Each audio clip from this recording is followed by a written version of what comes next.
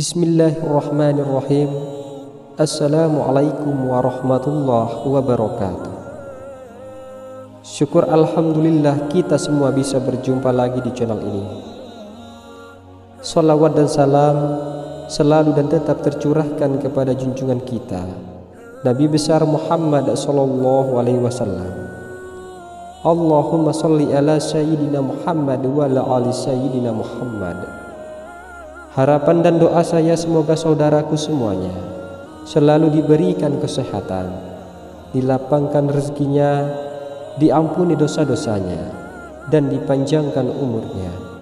Amin ya rabbal alamin. Sahabat beriman yang dirahmati Allah, salah satu ibadah sunnah yang sangat dianjurkan ialah sholat tahajud. Sholat yang dikerjakan pada sepertiga malam ini memang memiliki banyak keutamaan. Bahkan sholat tahajud menyimpan pahala dan kebaikan yang luar biasa. Karena di waktu tersebut seorang hamba menghadap Allah dan menjadi manusia pilihan. Namun ada 4 larangan yang hendaknya dihindari saat mengerjakan sholat tahajud. Melakukan salah satu dari 4 larangan ini berarti menyalahi sunnah yang bisa mengurangi atau bahkan bisa menghilangkan pahala keutamaan sholat tahajud. Sahabat beriman yang dirahmati Allah, lantas apa saja 4 larangan dalam ibadah sholat tahajud? Yang pertama, mengerjakan sholat tahajud dengan tidak konsisten. Mengerjakan sholat tahajud lalu meninggalkannya adalah salah satu larangan yang harus dihindari.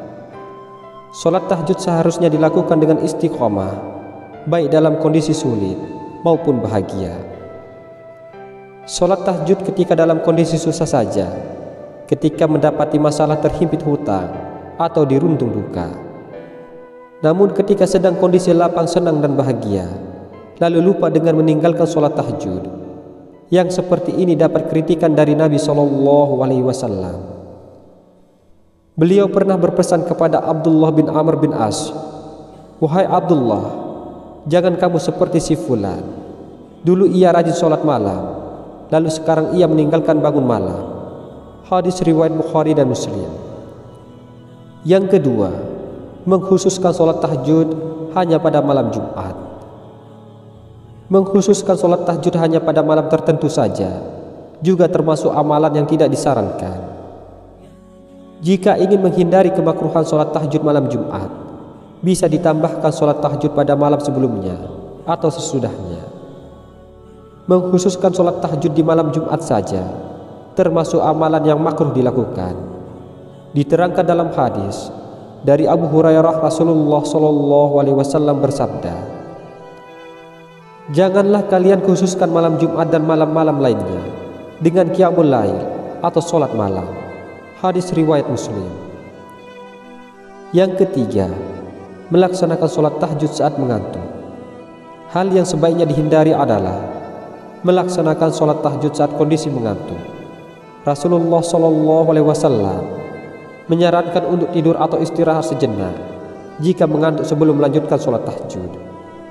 Memaksakan diri dalam keadaan mengantuk dapat mengakibatkan kesalahan dalam sholat.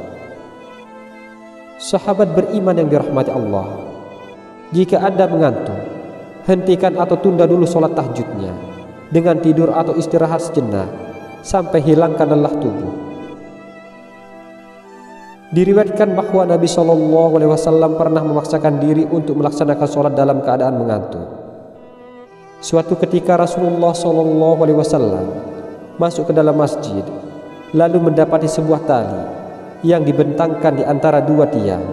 Kemudian beliau bertanya, "Apa ini?" Para sahabat menjawab, "Ini adalah tali milik Zainab. Ketika ia sholat berlama-lama hingga kelelahan, maka ia bersandar dengan hal itu."